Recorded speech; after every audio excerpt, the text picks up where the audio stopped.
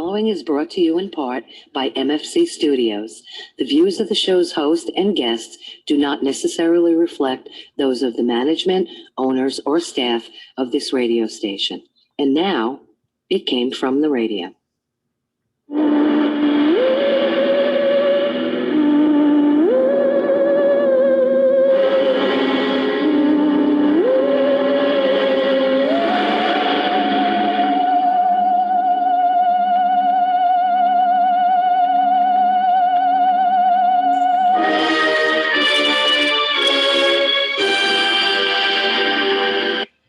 Yapatoy, and welcome once again to It Came From the Radio, the official The Big Apple Con. This is your host, Mark Torres, speaking. With me for our 43rd, our live 43rd show, courtesy of the East Meadow Public Library, is none other than the Life of Jenna G's Jenna Lee Speldy. Hello, everybody. And we have our special guest who we're going to be talking to, with, and about, which is awesome because she's here. We have artist, writer, creator. What else do you do? Do you dance? Do you sing? No, I keep it simple. Can you do a little jingle? Can you do a little dance? No, not at all. No, I just stick with the drawing stuff. None other than Daphne Lage. Hello.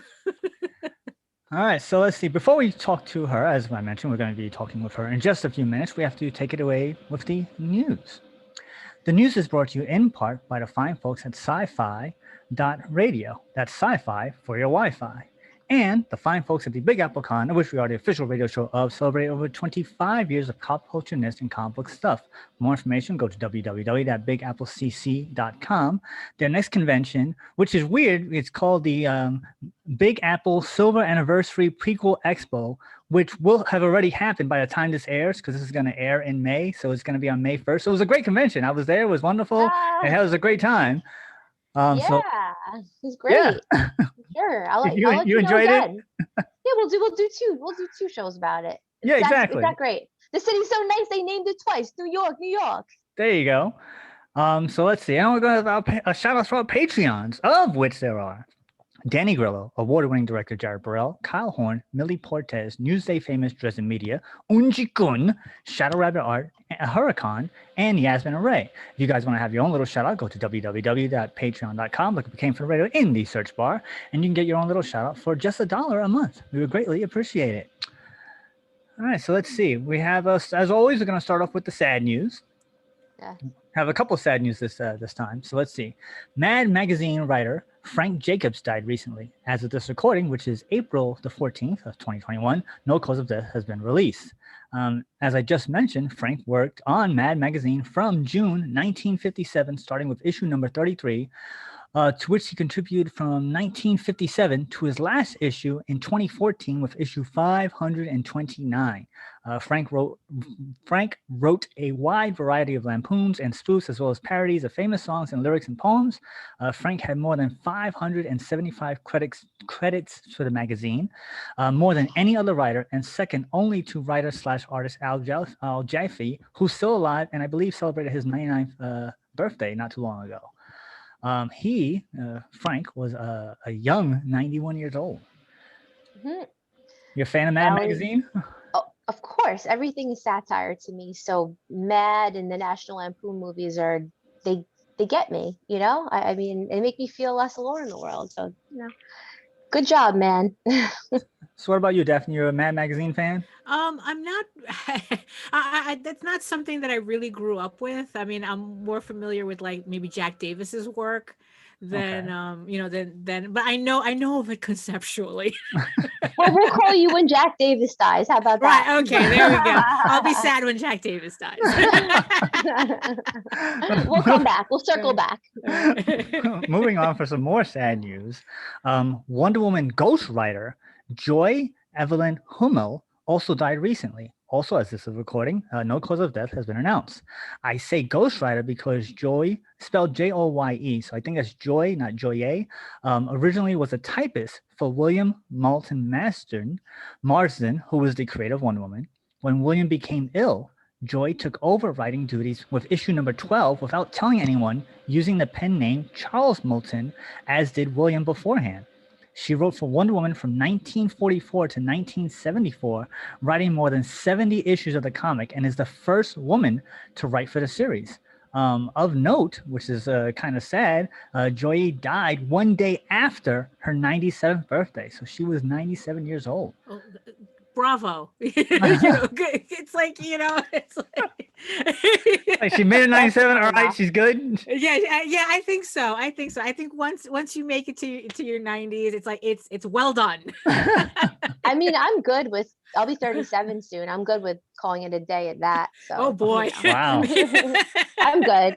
Well, I lived a that's nice leaving life. the party early. Hey, gotta leave it while it's hot. So as ladies I'm talking to, are you fans of Wonder Woman or the comics? I mean, what's funny is that I actually got to interview the second woman to write Wonder Woman, Really? which was Trina Robbins. yes. There's I have an interview with Trina Robbins that I did. So here's the first, and I interviewed. You the missed second. your shot. Right? Yeah, exactly. Good job. You had 97 years. I had 97 years. And did she make you wonder when you were there? Were you like, I'm wondering what I'm doing here? Did she have a sense of wonderment to her? Oh boy.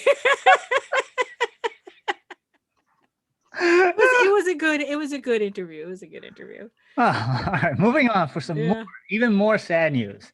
Actor and director James Wade Hampton also died recently from complications of Parkinson's disease, while starring in a plethora of movies and TV shows such as the original Longest Yard, Cat from Outer Space, Condor Man, Teen Wolf and its sequel Teen Wolf 2, and its animated series of the same name, Police Academy 5, Assignment Miami Beach, Pump Up the Volume, Sling Blade, Fire from Below, The Last Ride, Divine Access, The Doris Day Show, Amazing Howard Hughes, The Days of Our Lives, just to name a few. I, Mark, remember James best as Private Hannibal Shirley Dobbs on the series F Troop, which ran from 1965 to 1967. He was the bugler on F Troop. So if you were an F Troop fan, he was that guy that used to always play the bugle in the show. Were you a F Troop fan, or you recognize any of those? Well, actually, did you say the Cat from Outer Space? The Cat from Outer Space. Space. Yeah, I think I remember seeing that on HBO on rotation. Yeah. That was one of those weird little movies. Yeah. And it's weird because I've never seen the Teen Wolf movies and or cartoon, but he played the uncle in that. So if you were a big Teen Wolf fan, he was the uncle. I know that kind of wraps up a lot of things. That was my interview with Dwayne. He's the werewolf guy, so he's really into Teen Wolf. Oh yeah, see, so you should ask him. Hey, do you know that guy? He's probably having he's probably at a funeral or something for this. I imagine he's really in on it. He's in on the funeral. I would imagine, or at least to try to get there. He's probably lurking in the background just like a werewolf. Okay. Let's see. Is crashing funerals a thing? It might be. In today's day and age, I guess you technically would be crashing funerals because you're not allowed anywhere. Yeah. There's nothing like a funeral to make you feel more alive. Honestly, I'd rather go to a funeral than a wedding because I wouldn't have to do obligatory dancing and have weird conversations. Only if you hate the guy, you'd be obligatory dancing. There you go. So James was a young 84. All right, so let's see. We have 2 more sad news to go. So let's burn through them quickly as we get to the happier news. More sad news. Rapper and actor Earl Simmons, better known by his stage name DMX, also died recently of a heart attack. Wow. As most of the fans of the show know, my music knowledge is extremely lacking. And to wit, I only know 2 of his songs, which is Party Up in Here and X is Gonna Give It to You. Those are the only 2 DMX songs I know. I'm sure he did more, but that's all I know.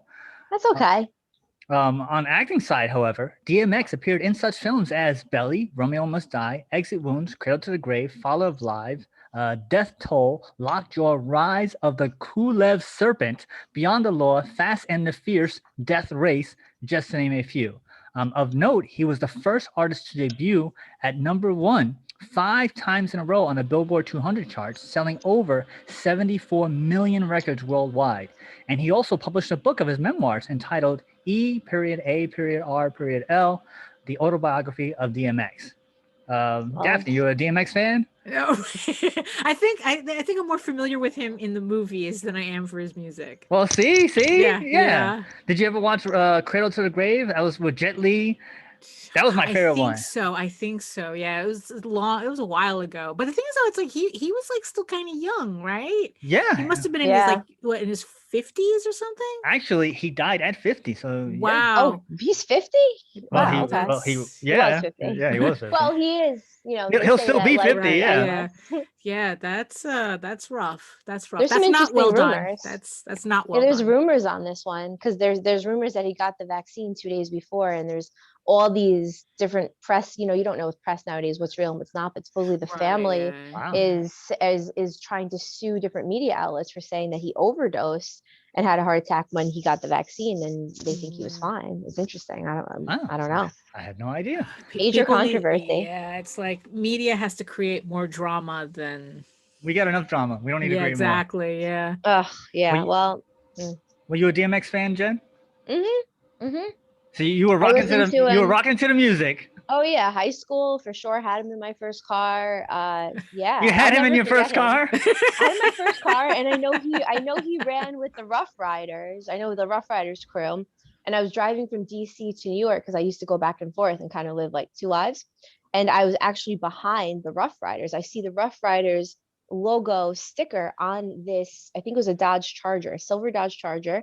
And I'm like, wait a second. I was a huge fan of the Rough Riders, and for a year or two, that was the only CD I had in my car. The Rough Riders. That's it. No, two other CDs. Yes. So I might have been driving to different rest stops alongside the Rough Riders and stopping You at were the same stalking. places. You were stalking DMX basically.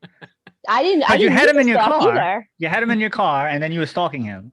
Yeah, musically I had him, and we stopped. Oh, at the see same rest now, stop. now you're changing your story. Well, I had the music in the car. That's It's why, it's yeah. semantics. It's semantics. I'm turning into my dad. My dad's very bad with the description, and you never know what he's saying because he leaves out words. And I'm turning into him, and I've just figured this out yesterday. I'm sorry. All right, so let's see. Last bit of sad news. Actor and producer Joseph Siravio also died recently from prostate cancer, which spread into his colon. Joseph's most well-known role was that of Johnny Soprano, Tony's dad, in the HBO series The Sopranos. Oh Aha! See, look at that. Right. There you Recognition. go. Because Now we get some emotion from you. Yeah, it's like He's like, I don't really care. Oh, that guy. that guy. Yeah, exactly. Well, The Sopranos. That's more my wheelhouse. I have never seen The Sopranos. I don't know anything about it. I just know about the controversial ending. That's all I know about The It's Sopranos. a brilliant ending. Don't let anybody tell you otherwise. It could not have ended any other way. So yeah, he was 66. Okay. Jen, you're a Sopranos fan? No. Sure. I don't know. What's the right answer? You had him in your car. You had it in your car. That's your answer. Also the big connection I have with The Sopranos is that when my family first came to the United States, we actually lived in the neighborhood. Really? That's like, because Wow. every time we would watch it, my dad would go, "Oh yeah, that's over there. We know that pizzeria. This that. Yeah, it's like Interesting. yeah." So you lived in the series. You lived vicariously through the series. You were there. Much. Yeah. I mean, because like my dad would always go, it's like, "Oh yeah, you see that pizzeria they're always hanging out with? We used to go there all the time." Wow. Yeah. You see that? If you weren't into comics, you could have been the Sopranos tour guide. Right, something like that. Yeah, it was, yeah. That would be cool. You know what? You could probably make some money off that if you want to exploit it. Yeah. That and Goodfellas, because my father was working at the airport when the Lufthansa heist happened. So, Wow. Oh, okay. so yes, That like was I a said, good that's more my wheelhouse than. All right. So that's it for the sad news. Let's get some better news right now from the That's a Lot of Nuts department. The new Godzilla film that has kept the #1 spot for two weeks in a row, pulling in an additional $13.8 million at the domestic box office.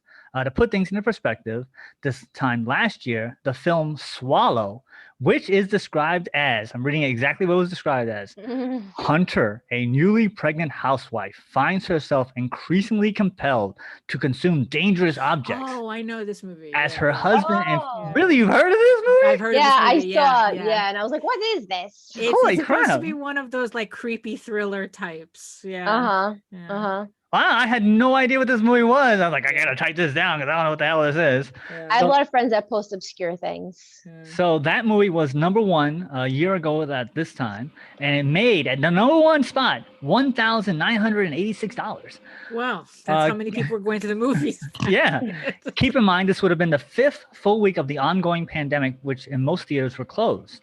Of note, Godzilla is now the highest grossing film of 2021 so far, with $70 million and counting, followed by Raya and the Last Dragon at $35.3 million and counting. Keep in mind, both Raya and Godzilla are available on their respective streaming services, with Raya available at an additional $30 cost, while Godzilla is free with subscription.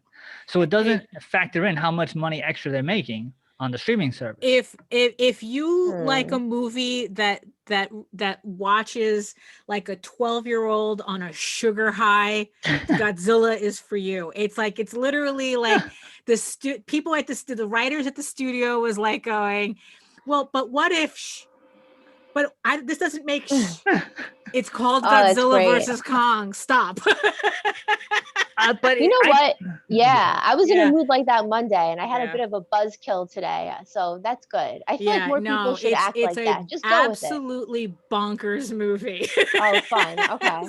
But I found it to be bonkers in a bad way. I did not like that movie. I was very disappointed in that movie. You know what's funny is like I found it. I look, I'll be the last person to say that it's a good movie, okay? Like I'll admit to that. But boy, did it scratch an itch when I watched it. So you had fun? Did you have fun? Yeah, I had a lot of fun. It's like, once you get through the slow beginning, it's just downhill from there. Okay. See, that's my focus today. Fun versus quality. That's the topic of all my conversations. You are definitely not watching this for quality. That's okay. That's fun. It looked nice though. Yes. It did look nice. I'll give him that. If you remember how you felt when you were 9 years old watching Godzilla movies on Channel 9, this is it. I would disagree, because I felt that the last Godzilla movie was like that. It spoke to my inner youthful Mark. But in this one, it was just like, nope, you're not even gonna, no, not even. No, I don't know. It's like, no, the last one was pretty, really scratch that itch too. They're just like, look, it's monsters fighting. What else do you want? So let's see, moving on from the I'll Be Back department. Netflix has partnered with Skydance, the company who produced the last 2 Terminator films, to make an animated Terminator series for the streaming service. Executives say, Terminator is one of the most iconic sci-fi stories ever created and has only grown more relevant to our world over time. The new animated series will explore this universe in a way that never has been done before. We can't wait for the fans to experience this amazing new chapter with epic battles between machines and humans. No word on cast, story, or release date as of yet. You looking for another Terminator movie, another Terminator series? As long as they don't, as long as they don't use that overly CGI stuff, where it looks too computer animated. I mean, it's not something I'm going to watch anyway, but it's okay. I guess somebody has to be into it. The one place you do want CGI, or I do in the future? Where? In the bedroom. Because as we get older, things are going to start hanging and looking wrong. So I think CGI that would might be have great. been an episode of Black Mirror. I think so. I think that might have been an episode of Black Mirror. Well, that's a place where you want some CGI. No. Wow. Speaking of CGI, the last bit of news from the NFT That's For Me department, Apex Comic Group, the company who is eventually going to publish my own book, has teamed up with former Marvel editor-in-chief Tom DeFalco and artists Ron Frenz and Sal Buscema to launch Mr. Right, the world's first NFT superhero. The book is described as Mr. Right is the world's first NFT super athlete. Witness the thrill-packed origin of his digital daredevil as he takes on savage hordes of Big Brother. Apex Comics president Mario Nasizia says, Apex Comics Group is incredibly fortunate to have Tom, Ron, and Sal aboard to helm this creative direction for Mr. Right. As a lifelong fan of their work, I can't wait for the world to see the new adventures they have dreamed up. The integrated campaign, expected to launch early summer of this year, will feature a series of limited edition print and digital comic books, along with collector enhanced NFTs, liquid avatar digital icons, and a fully immersive augmented reality multimedia program. Interesting. Okay. Now, I Jen, mean, we didn't were the whole NFT thing collapse like a couple of weeks ago? no, Isn't it's that, like, still over? it's still going strong. Matter of fact, they did a skit on Saturday Night Live about NFTs, which turned into an NFT of itself and was sold and valued for about $30,000 last week. So no, Okay. it's still going on. Right. Oh, I love fake money. No, I don't. So Jen, when are you gonna start selling your NFTs? I don't know. I never. I think never, probably. I'm just economically pretty stupid. I'm not financially driven at all. So unless I become money driven or I gain a clue, then probably never. I'm pretty clueless. So, as a comic creator, Daphne, what are your thoughts on a NFT comic book? I can't even make heads or tails of Mhm. cryptocurrency and NFTs in general. So Mhm. I'm gonna have to pass on this one. Like, I can have you no read it? idea. Yes. Like, I don't get it. I don't get the whole crypto anything. I mean, really. based on the news, the press release is like, it's a book, but it's a character who's part of the NFT world, but I don't know what the story's about yet, so I don't know. But the fact that it exists means that somebody somewhere thought, hey, there's money in this. Let's try to incorporate Yeah. this. Well, I mean, in the end, that's the whole point of NFTs. So, like I said, I can't make heads or tails of it. So I guess I'll just stick with fiat currency like the rest of us. I was my friend gave me the password to his WWE account. No, the Peacock account. So I was watching wrestling over the weekend, and they are also selling NFTs for wrestling. And I'm like, what? I don't understand. What is it? I don't either. But Jen, you are the one that explained it last time. So why don't you? I know, that's the explain it? ironic part. I'm the only one who understood the entire non-fungible. I got it, and So- this time it's over my head. Yeah. So that's it for the news. I guess I just need to do it, and I just want to know how they pick Mr. Right. Like, who is Mr. Right? What does he stand for? How do you get to be Mr. Right? How do you get to be Mr. Clean? Like, how do you get to be one of these people? How did he get to? Well, I guess you have to buy the NFT to find out. Or is it going to be an actual comic book that's not a digital comic book? So you have to. Well, I guess the answer is you will wait and see. The only problem is that the comic is priced at $37,000. Well, in that case, they only need to sell one or two, Right. and they'll be set. They don't need to go on a campaigns or anything. They just sell two, and they're set. Exactly. Maybe that's their plan. They're just like, yeah, you know what? There's at least 4 crazy bastards who are going to do this. Exactly. Yeah. So with that, we're going to take our break. We'll be right back with a game from the radio. Hey everybody, this is Todd McFarlane of the record-setting Spawn comic series. And if you're looking for any kind of cool conversation about creators, about entertainment, about all that good stuff, you go to It Came From the Radio. You're listening to the right spot. Hi, you've heard my voice open and close the show. Now we want to hear your voice. If you have a business or product, you can record a commercial here. We offer 30 and 60-second spots. For more information, contact Mark at mfc_studios@hotmail.com. Every Wednesday, new comics are back at Cosmic Comics and Games of Baldwin. And coming this May from Marvel Comics, Heroes Reborn. So if you want the latest Marvel, DC, Image, or independent comics, back issues, comic book supplies, or magic card, please call Chuck at 516-763-1133. Cosmic Comics and Games is open Wednesday from noon to 8, Thursday from 2 to 7, Friday 2 to 7, and Saturday noon to 6. That's Cosmic Comics and Games of Baldwin, located at 846 Merrick Road in Baldwin, New York. Thank you, and stay safe. This is Quentin Flynn, a popular voice actor known for Axel, Timon, and Raiden from the Metal Gear series. And you're listening to It Came From the Radio. Stick around. Hey guys, this is Christy from Custom Cakes by Christy. I want you to know that I'm here for you. I'm keeping my private kitchen open for any needs your family may have. I've been focusing on breads, soups, muffins, quiches, and other basics, but I'm still accepting dessert orders as well. Please follow my Facebook for immediate pickup items. Private message me for custom orders. Custom Cakes by Christy, INC, KRISTY. Text me at 631-606-8166. Hey, I'm Mike Kingston, the writer and creator of Headlocks, and I am WWE Hall of Famer Jerry the King Lawler. And guess what you're listening to? You're listening to It Came From the Radio.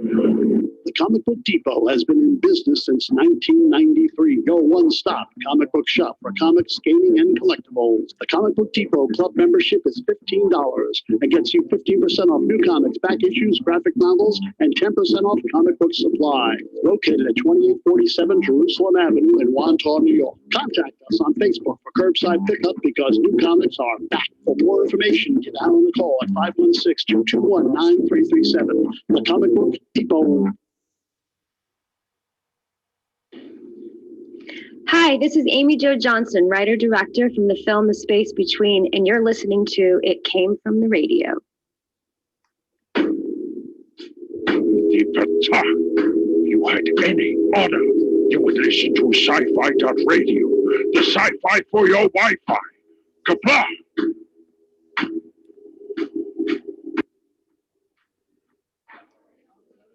Hello. Like having fun on It Came From the Radio. Greg Berger also. Hello, friends. This is Ranger Rob, and I'd like to talk to you about dog poop. That's right, dog poop. I invented Ranger Rob Pet Poopy Bags, a very large bag with handles. My bags support large and small dogs and smell like lemon. They are strong and affordable. You can find Ranger Rob Pet Poopy Bags at Amazon. They come in sheets or in rolls and come with a dispenser. Once you try Ranger Rob Pet Poopy Bags, you'll never want to go back. So come join us. Go to Amazon and try Ranger Rob Pet Poopy Bags today. Now, back to our show. And welcome back to It Came From the Radio, the official of the Comic-Con. This is your host, Mark Torres, speaking here live from our studio audience for our 43rd live show, courtesy of the East Meadow Public Library. That's www.eastmeadow.info. Also want to mention that they have tons of programs that you can register for on their website. And they have a convention that's coming up in May 14th and 15th. That is the MCon. So you guys can go to www.eastmeadow.info for more information, register, and you can go on their next tons of stuff. And we also have our live show, which is the second Wednesday of every month. So yes, we are back with our very own D Life with Energies, Daniel Lee Feldy. Good evening. And or good day. And our special guest, we're going to be talking with and about super cool artist, Daphne Lage. Hello. You're very talented. Oh, thank you. Thank you. I'm refreshing. I have your work in front of me on a different screen looking at it. Oh, cool. And I'll let Mark start, but I have a lot of questions. No, you got it. Go ahead. You got it, Jen. Go. Well, okay, so a lot of it is unicorn based, and I can insert all the jokes, but I'll do that later. What does a unicorn mean to you? Well, you're probably on my main website, eagleworks.com, I'm assuming. And your Facebook. And the Facebook. And your Twitter. And my Twitter. Yes, yes. So Eagleworks, what that's all in reference to is a one of my comics that I produce. It's Eagle Raven, Heir of the First Unicorn, which I did a Kickstarter back in January for the first issue, and the second issue is going to be on Kickstarter in May.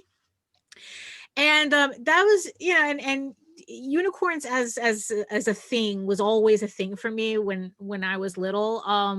It mostly stemmed from seeing the unicorn tapestries at the cloisters. Oh, okay. And it kind of like latched on from there. So it's like it's always been a thing for me. It's that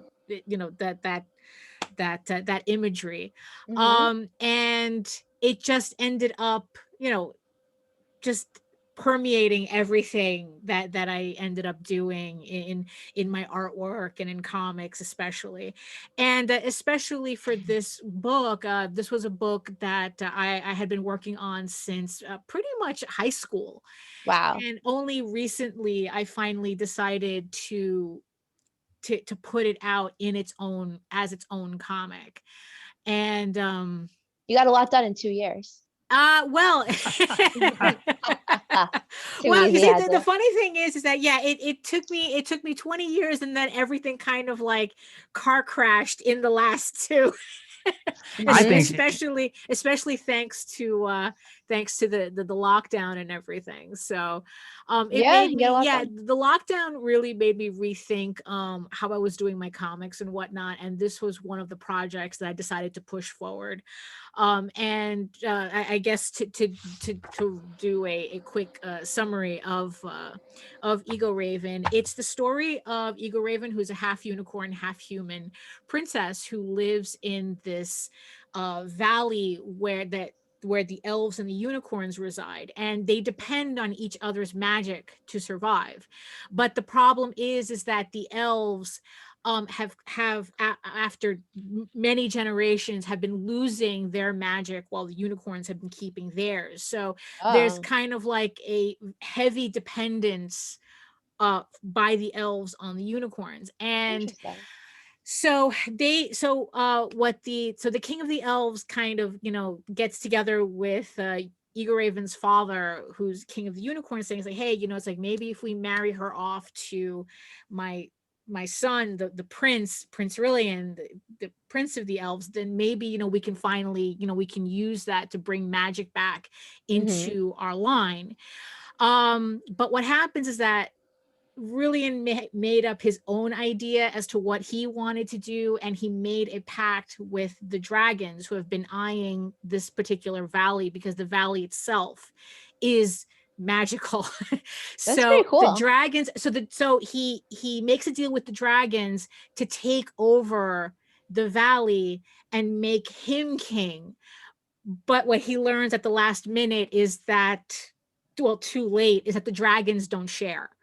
So Oh, they use him to gain access to the valley and mess up all his plans. And one of his plans you was, should have got a lawyer. right, yeah, exactly. It's like those contracts. You got to read those contracts.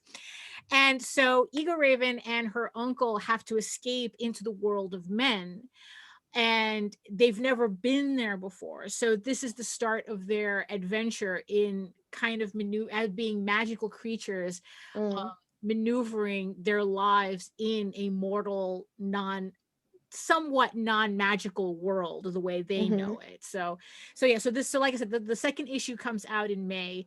And yeah, this is actually kind of like a really personal story for me, because like I said, I've been working on this for 20 years.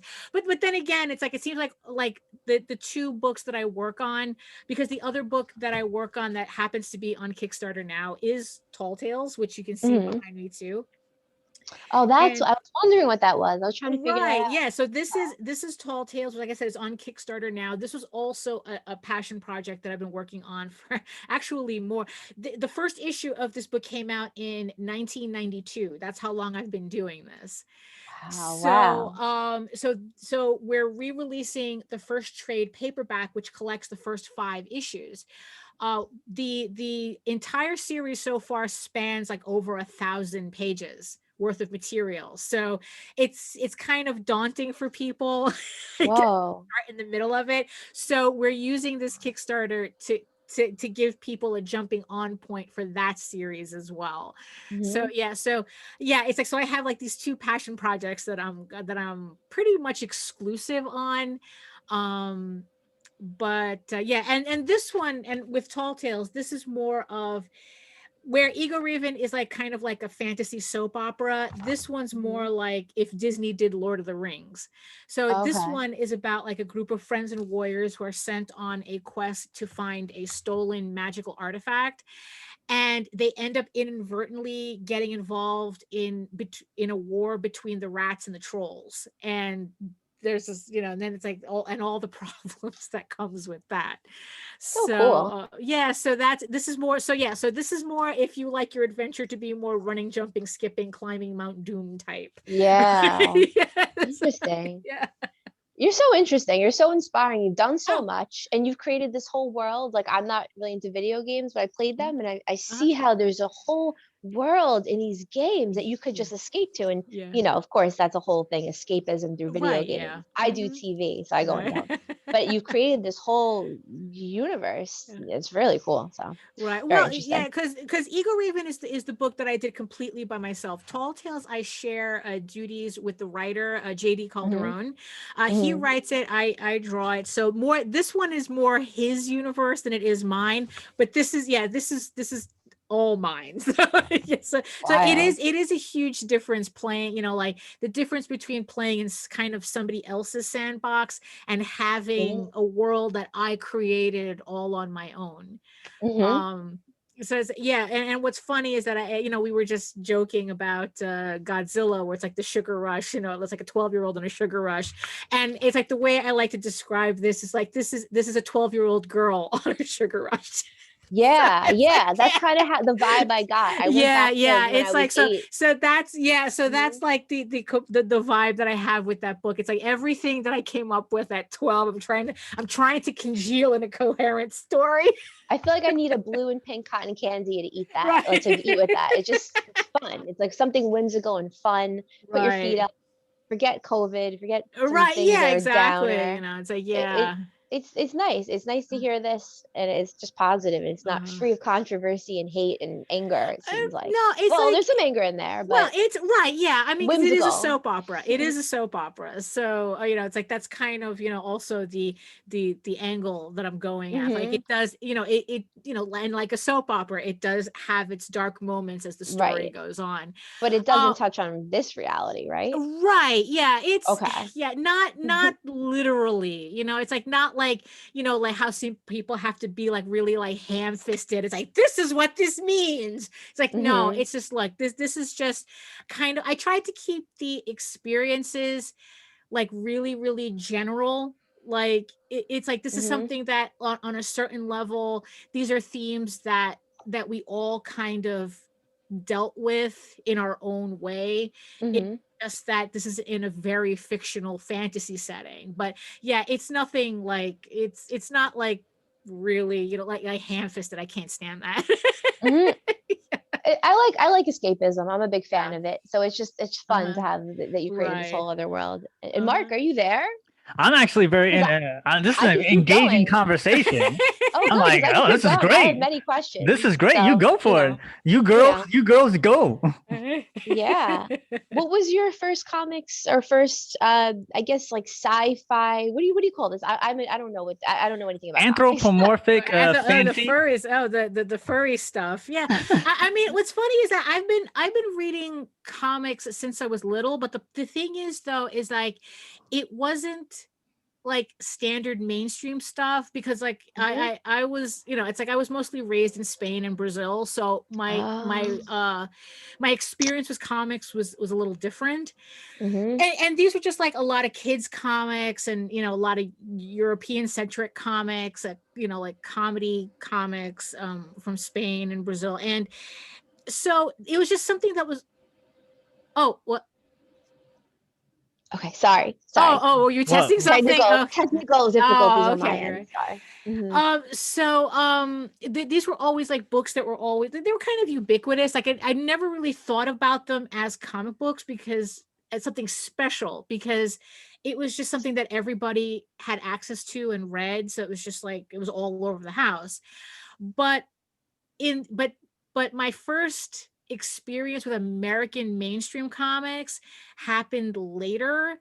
And it all started with, I think it was the second issue of Rocket Raccoon, when it would back in like 80 something. It's like 82, 83. And I found it at a Pathmark supermarket. Wow, yeah. And that was like my first foray into American mainstream comics. It was Mike Mignola was the artist. Wow. And it was just like, at that point I was like, I had no idea that comics could be like that. So it's like, yeah, so it was my first American comic and my first furry comic, I guess, you know. And then the other like benchmark comic that really, really, you know, kind of like brought this home for me was ElfQuest, which I found the Starblaze Dawning edition at a Barnes and Noble by a mall, by Queens Center Mall near me. And what was funny was that we would always go to this bookstore, this Barnes and Noble, like I think like once a week or something. And every week I would go into that section just to stare at that book. Like like for some reason it never occurred to me I could just buy it. Hey, and you're saving eventually, money. yeah, and I think eventually, it eventually, you know, brought it home with me, and it's like it was those two books that was just like the DNA of those two books are in everything that I do. The ElfQuest and Rocket Raccoon. So yeah, those would be the first two that really put me on that path. See, it's very interesting that you said you would go there and stare at it. So when you Yeah. stare at something, at anything, you can kind of go into that world almost like a magic eye painting or Yeah, like a song. yeah. You can become enveloped in this universe. Yeah. And that's the vibe I get with your work, that like I feel like I would just, you know, even just looking at different things online right now, it's like, oh, this is interesting. I want more. And it's like, I'd rather do this than maybe take out the garbage, which I already Right. did. Yeah. No, it's Like you get stuck in this, you yeah, get pulled no, for in. real. Yeah. I mean, it's the reason why I find it very difficult to like watch TV shows and read books and things, because my brain is so full of my own stuff that I'm trying to all get on paper, You can that tell. it's like I'm very easily distracted. And yeah, and it really is amazing how much stuff you can get done when you're not bothering taking out the trash or emptying out the dishwasher or doing the laundry. And you probably have fun. It sounds like you have fun I try to. I mean, it's kind of like, I mean, because in the end it's still kind of work, because it's still, I still have, you know, unfortunately the stuff doesn't make itself, so it's still putting in the effort, you know, and the time, you know, to do the work and to get the work done. But yeah, but in the end it's just like, especially nowadays, it's like I've just been like really having a ball putting these books together. It's just, yeah, it's, I don't know, it's like, what's funny is that, you know, it's like I don't want to belittle the whole, you know, like everyone's gone through since last year, but what's really funny is that being forced to hyper focus because there was literally nothing to do. I mean, it just exploded something in my head, and it's just been it's I've just been in this world like knee deep, like beyond knee deep since. So, it's a beautiful thing. And actually, yeah. the theme of the day is egos. I've been having conversations about egos, but simply put, I'd like to know your thought. Are you proud of your work? Do you feel like some people think pride isn't good and you shouldn't have pride? I'm someone that I love to see people celebrating. As a trainer, I like to see people getting so full of themselves that they're writing cocky Facebook status updates. So I would love to see you so happy about your work that you're like, look at this, I love it. But do you feel proud? Do you hate your work? Do you love your work? Do you think that's important to hate your work to be better? Do you love your work? Do you go on love? Does encouragement work for you to say, oh, this is not good enough, I got to make it better? Like, what fuels you to go? What fuels me, okay, wow, that's because you know what it is, that's kind of like my brain all at the same time. You know, I love it, I hate it, I'm embarrassed by it, you know, I want to tell the whole world about it, you know, it's like it's a whole combination of like these different emotions that it's just, yeah, it's yes, the answer is yes to all of that. Oh, they love it, hate it, embarrassed, the whole whole thing. What Okay. really gets me inspired though, is seeing other people's work and then like having that goal to like, okay, it's like, you know, I that's a goal I want to reach. You know, it's like they're doing something that I want to do. So that's, and it's kind of like also, you know, like knowing that I'm being watched by people, and it's like, oh, I want to make sure I put my best foot forward. Yeah. And sometimes it's not even that, where it's like, well, here are these sketches, what do you think, and just kind of like see what Right. kind of reaction that Yeah. I get from it. But Check yeah, the it's temperature, show it yeah, off, exactly. It's see, like, make you're like, what do you sure. think of this? It's And then sometimes you're just like, here, this is good. right, You watch it. exactly. It's like, sometimes like, here, taste this, and then another times like, going, you're eating this whether you like it or not. Right. It's like, I'm like that with comedy. I fell into right. stand up Yeah. bizarrely, but that's ditto for stand up and my workout classes, Yeah. ditto. Hmm. Yeah, it's yeah, but it's a combination of all those feelings mixed into one. Like, there isn't like, sometimes, like, one dominates more, but Right. they're all switching between each other. So as long as I'm not stuck too long in one of the more downer Yeah. feelings, I can usually work around it. Does Yeah. it last like a day or a couple of hours if you're like, It depends. It depends on what I guess I'm trying to mull over. I mean, lately it's been more like a couple of hours. Like, it's like, oh, okay, it's like, and then it's like, oh, okay, I'm good. I took a nap. that's fast.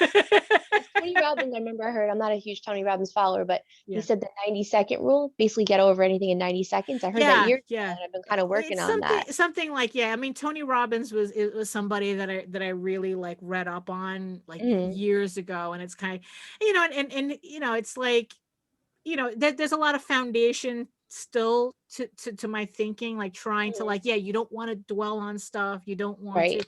to, because like, yeah, there was a lot of times where it's like I would just like be so overwhelmed, I would just literally just sit staring at a wall. Right. Doing nothing. And And it's like, paralyze oh, you. that's, yeah, it's just like this whole like decision paralysis type of thing, and indecision paralysis and self-doubt paralysis. And there just comes Hmm. a point where it's like, I have to make a decision here. Do you have fans or family fans or friends that are like, this is great and it helps keep you going and excited? Do you share the excitement with anyone in particular? It's wow, that's kind of weird. My family is not quite like that, but Mhm. it manifests more on Facebook. Okay. You don't So, have like a so it's friend like, or a neighbor or a right, little yeah, it's like I brother that's have like a fan? I have family on my Facebook that's all rah rah Okay. rah, and it's like, and I have a lot of friends on Facebook too. That's, yeah, it's like, yeah, I guess you could say I do. Yeah, because I have some people that are like really, I wouldn't even be doing a Yeah. lot of things I'm doing if they're like, you got to do this, you got to, and Right, then yeah. yeah. So I always like to Yeah. see who keeps you going, who lights the flame Right. for you, or maybe you light your own flame. Um, it's a combination of, I have it's like some people ask me, it's like, oh, what would you be doing if I wasn't doing this? And I'm like, going, that I can't answer that question because I have nowhere else to go. Ah, Yeah, it's like, yeah, it's like, I just do this because, like, what else am I doing, type of thing. And so it's like, and then I have all my Facebook friends who it's like they push it forward too. So it's mhm. like, and then it's like, and then I have like particular people that I'm really trying to impress. So, Okay, so it's like, okay, so it's like kind role of models a give, types. yeah, it's kind of a give and take.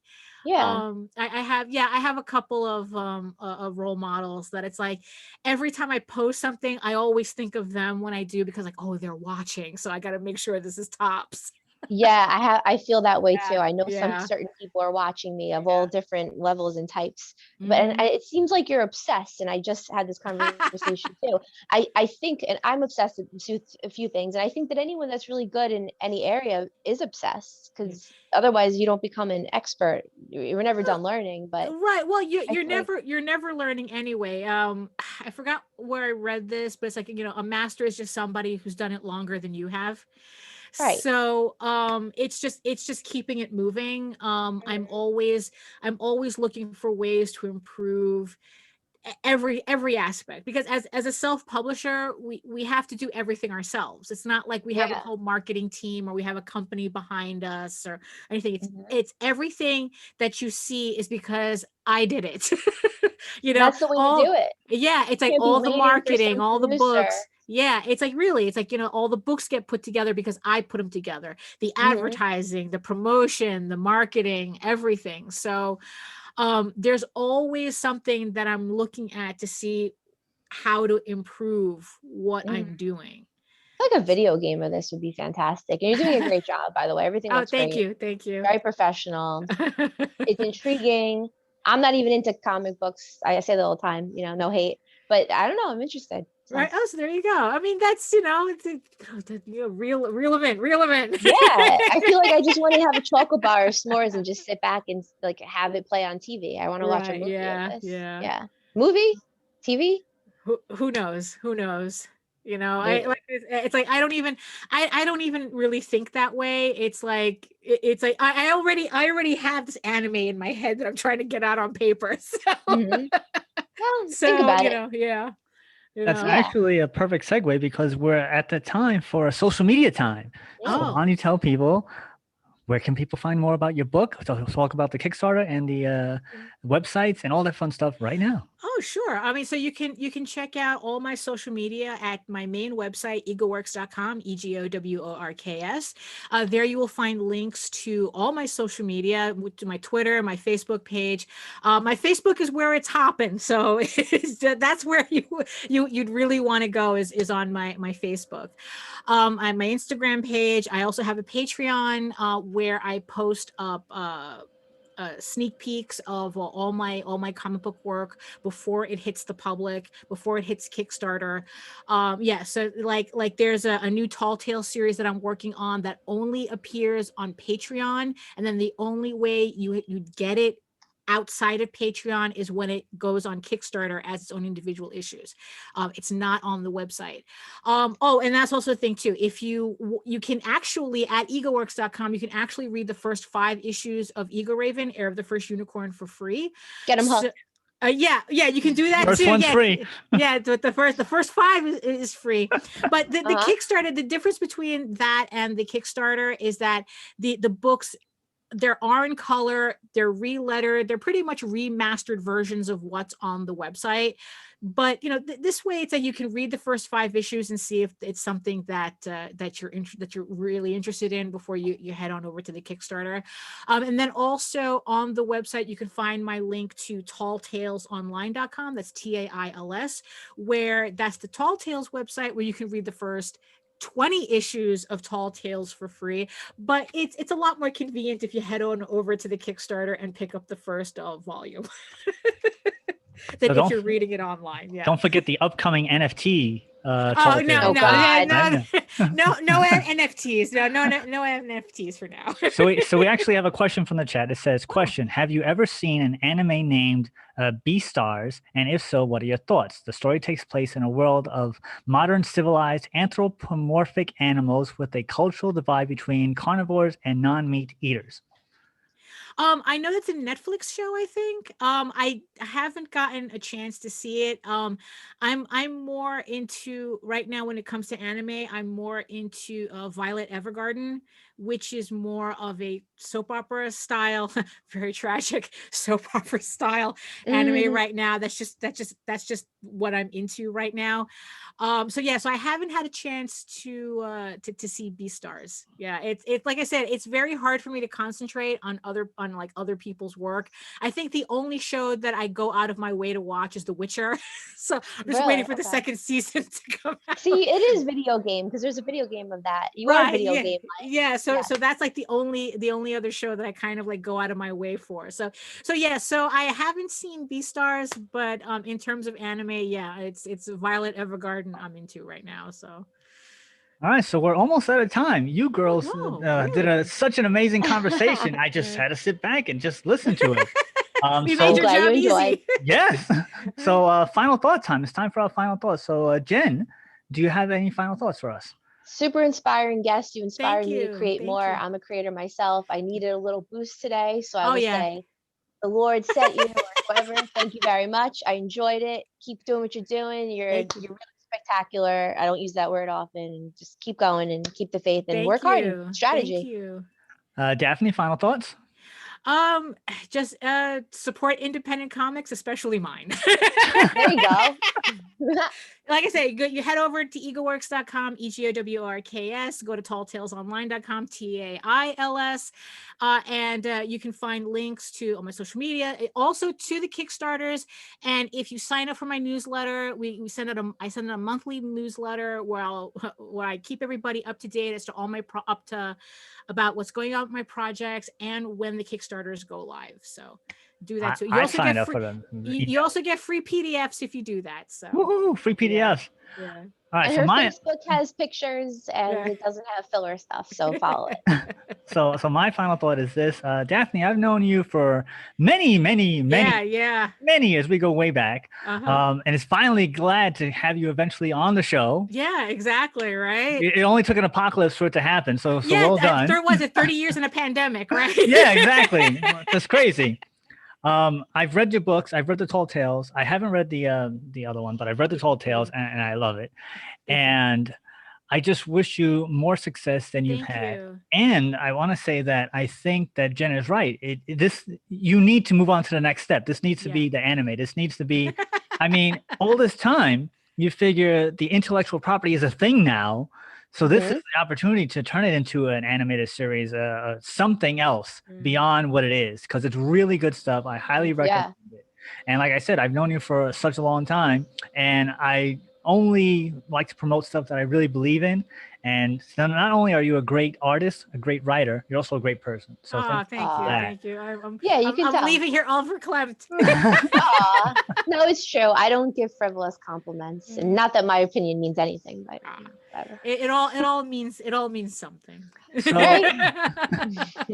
So that's about it for us on It Came From the Radio for this 43rd live show. Join us next month, which will be our 44th live show, still virtual, courtesy of the East Meadow Public Library. That's www.eastmeadow.info. It will be on May the 12th with guest artist creator Enrique Lopez. And also, once again, I want to mention the MCon, which is also sponsored by the East Meadow Public Library, is going to be on May 14th and 15th of this year as well. So thank you very much, and we will see you next time. See you next Tuesday. You've been listening to It Came From the Radio with Mark Torres. The views of the show's hosts and guests did not necessarily reflect that of the management, owners, or staff of the station. We now return you to your earthly scheduled broadcast.